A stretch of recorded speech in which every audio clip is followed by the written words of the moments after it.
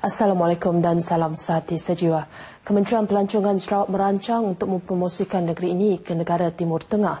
Menterinya Datuk Amar Abang Johari Tun Openg berkata, promosi itu akan dilaksanakan menerusi perjanjian perkongsian baharu antara Malaysia Airlines Berhad MAB dan Emirates baru-baru ini.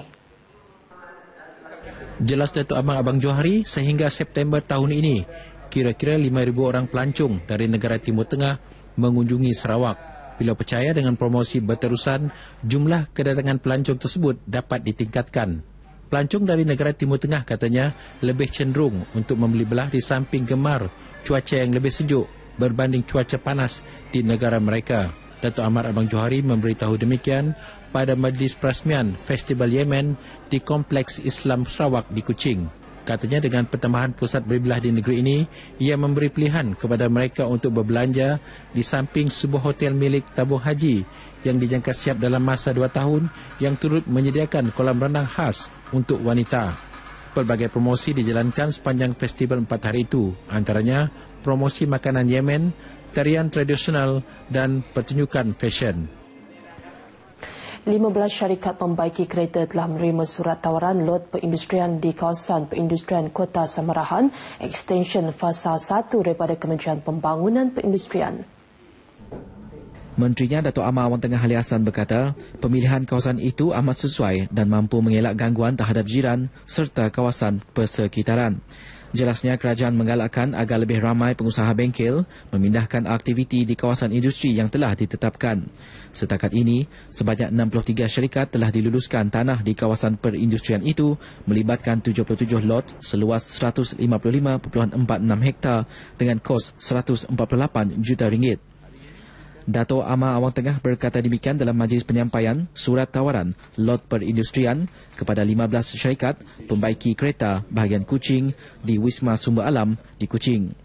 Dalam pada itu, Kementerian Pembangunan Perindustrian telah membelanjakan lebih RM3 bilion untuk membangunkan 7,300 hektar kawasan perindustrian di seluruh negeri bagi menggalakkan pelaburan, terutama pengusaha kecil dan sederhana SME. Program Jiwa Murni Anjuran Angkatan Tentera Malaysia ATM mampu membawa transformasi pembangunan kepada masyarakat khususnya di luar bandar.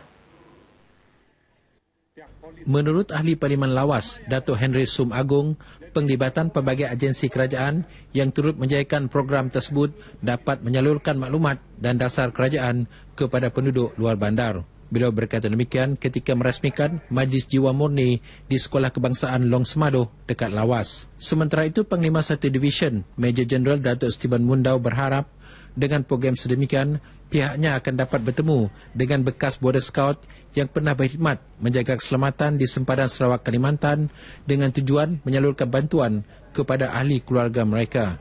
Pada majlis tersebut, Datuk Henry turut menyampaikan sumbangan sejambak kasih kepada 22 orang yang berdaftar dengan Jabatan Kebajikan.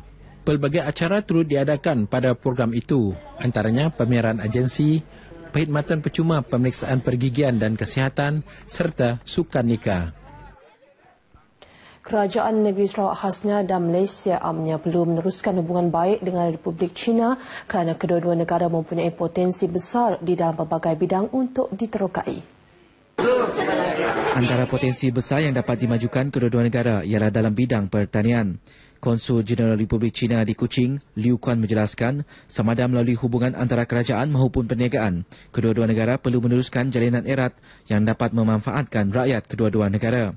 Beliau memberitahu demikian kepada pemberita semasa kunjungan hormat terhadap Menteri Pembangunan Infrastruktur dan Perhubungan Datuk Seri Maka Manyin Jawong di pejabatnya di Kuching.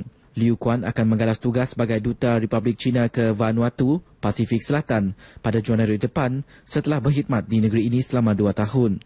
Turut hadir pada kunjungan itu, isteri beliau, Sun Zia.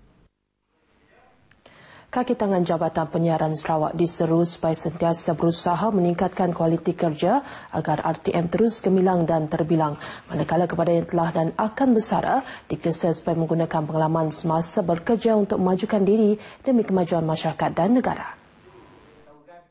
Demikian seranan Pengarah Jabatan Penyiaran Kawasan Sarawak, Salmah Ibrahim Melina, ketika berucap pada Majlis Hati Sejiwa dan Malam Anugerah Q Jabatan Penyiaran Limbang di Limbang. Tambahnya, setiap kaki tangan harus sentiasa bersiap siaga bagi menghadapi tugas terutama menjelang pilihan raya negeri yang akan datang. Majlis turut menyaksikan pelbagai acara, antaranya penyampaian sijil penghargaan kepada pegawai yang telah berkhidmat selama 25 tahun, anugerah Q dan persembahan kuaya. Manakala pada sebelah pagi, diadakan majlis perjumpaan dan sesi dialog bersama kekitangan RTM Limbang bersempena lawatan beliau ke stesen itu. Salma turut mengingatkan agar penyampai radio supaya memastikan kesahihan informasi yang disalurkan kepada pendengar demi merealisasikan kejayaan maklumat untuk membina masyarakat yang bermaklumat. Turut hadir pengurus stesen RTM Miri, Tabat Sakai dan pengurus stesen RTM Limbang, Montgomery Montahar. Seterusnya kita beralih ke segmen agenda hari ini. Baik antara liputan acara agenda hari ini, pada pukul 10.15 pagi, Timbalan Perdana Menteri Datuk Seri Dr. Ahmad Zahid menghadiri Majlis Pemimpin Bersama Rakyat di Rumah Panjang Long Bemang. Manakala pada pukul 6.30 petang, Timbalan Ketua Menteri Tan Sri Alfred Jabu Numpang menghadiri Majlis Makan Malam Mesra Persatuan Penan Petipun di Miri. Dan hari sekali pada pukul 8 malam, Ketua Menteri Tan Sri Adnan Haji Satem menyempurnakan The Kenyalang Journalism Award 2015 di Bono Convention Centre, Kuching.